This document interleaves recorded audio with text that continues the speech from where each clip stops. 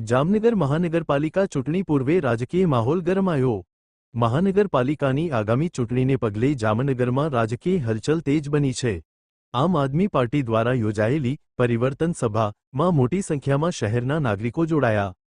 સભામાં આપના અગ્રણી નેતાઓ ગોપાલ ઇટાલિયા, ઈશુદાન ગઢવી અને હેમંત ખવાએ હાજરી આપી અને તેમણે જનમેદનીને સંબોધી। નેતાઓએ ભાજપ શાસિત મહાનગરપાલિકા પર કડક વાક પ્રહારો કરતા જણાવ્યું હતું કે વર્ષોથી સત્તામાં હોવા છતાં શહેરના વિકાસમાં ગંભીર નિષ્ફળતા રહી છે।